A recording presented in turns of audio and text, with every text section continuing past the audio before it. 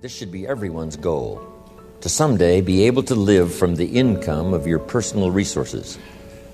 Now, how many resources you need, right, depends on how you want to live. But if you wish to live modestly, it doesn't take all that many resources over a fairly brief period of time to have enough resources to live modestly. If you wish to live more lavishly, of course, you need to accumulate more resources. But that's my view of financial independence, so that you can live from the income of your resources. Now, here's what else that does. Now you can choose the work you do. Now you can choose to work or not work. Now you can work not because you have to, but because you want to. When we talk to kids about financial independence, we say, do what you have to as quick as you can so you can do what you want to as long as you can. Next key phrase. Economics is major. Everybody should major in economics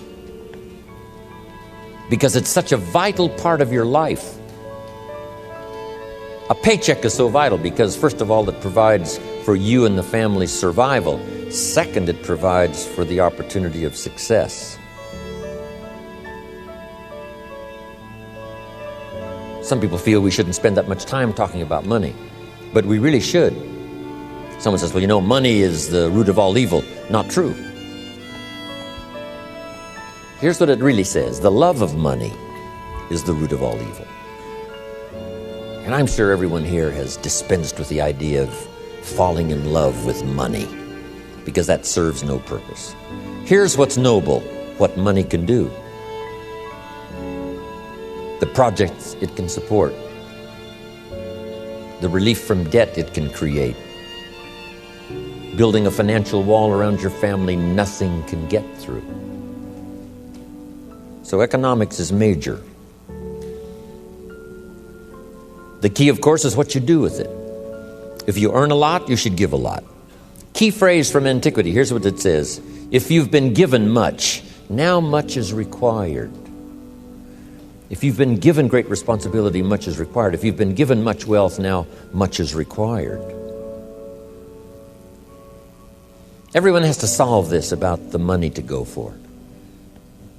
Should you go for the money? Should you go for success? You should earn as much as you possibly can in the reasonable time devoted to economics, job, business. Reasonable time devoted to economics, job, business, future, enterprise. With that enterprise and with that job, the key is to earn as much as you possibly can as you balance your life with everything else. Not at the sacrifice of your friendships, not at the sacrifice of values, not at the sacrifice of integrity, not at the sacrifice of wiping out other values in your life, but within balance of everything. Go as far as you can, earn as much as you can, share as much as you can. Jot this question down. Is it possible in America to multiply your income by 10? Kids would be fascinated with this question. Is it possible to multiply your income by 10? And the answer is, of course, yes. Could you repeat that after me? Yes, of course. That helps to emphasize it. That's called exclamation point.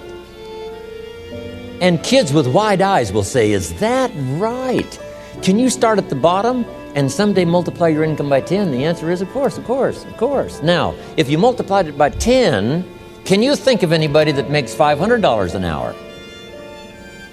I'm telling you, the Beverly Hills lawyers where I live make at least $500 an hour. Now we've multiplied income by 10 again. Would it be possible to multiply your income by 10 and then multiply it by 10 again? Now, see, that's a little weak. I'm trying to make you believers. To those that believe, here's what Scripture says. All things are possible. There isn't anything that's impossible. The most incredible things are possible to believers. Not hopers. Not hopers. Believers. Wow. $500 an hour. Would it be possible to multiply your income by 10 again? Of course. $5,000 an hour? What do you suppose I get paid? I'm telling you, it's possible to multiply your income by 10 and then by 10 and then by 10. I lecture with Norman Schwarzkopf, the old general. Guess what he gets paid for his speech? $65,000 for 1 hour. $65,000, not $5,000, right? $65,000. I had lunch with Colin Powell, and I was on that speaking panel for one of those multi-speaker seminars. And I think he got paid like $70,000. It's a fun lunch with somebody that gets paid $75,000 for an hour. Unbelievable. Now, the person that's on up here, right, like Bill Gates and, who knows who else here, that makes $68 million in 1 year. We say, well, is that legitimate to pay someone $68 million in 1 year? And the answer is, of course. If they helped the company make $1 billion last year, would the company pay them $68 million? And the answer is yes, it's chicken feed. It ain't that much. Key phrase to jot down, everything is relative. Everything is relative. What might seem like a lot now, I'm telling you, some time from now for you won't seem that much. You say, wow, I was a small thinker back then, thinking, $4,000 a month was a lot of money. $8,000 a month was really something. I remember those days when $8,000 a month was unbelievable. And then $15,000 a month. Wow, I couldn't believe it. How about $20,000 a month? Incomprehensible. And I flew on by that. How about $30,000 a month? I flew on by that. Unbelievable. How about 50? How about $80,000 a month?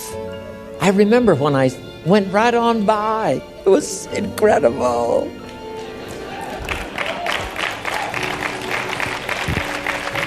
Getting paid by the week. I remember when it was, right, $20,000 a week and then $30,000 a week. How about $40,000 a week? How much property will they let you own? As much as you want, all you want and all you wish. Here's the country you live in. All you want and all you wish. That's about as good as we can make it. Next, here's the philosophy of the rich and the philosophy of the poor. First, the philosophy of the poor. Poor people, now this is not demeaning now, this is simply people of modest means.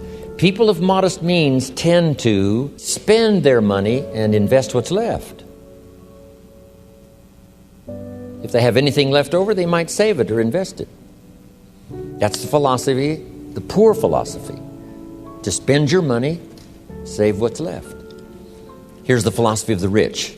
To invest your money and spend what's left. It's the same money.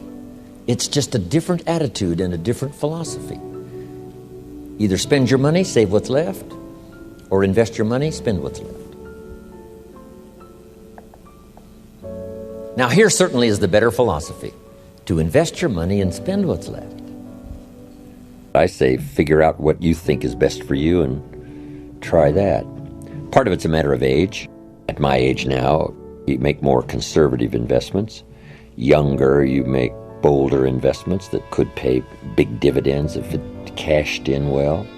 But a mixture of things that have a chance to have some good growth. But I think you have to decide your own aversion to risk, whether or not you can really tolerate it.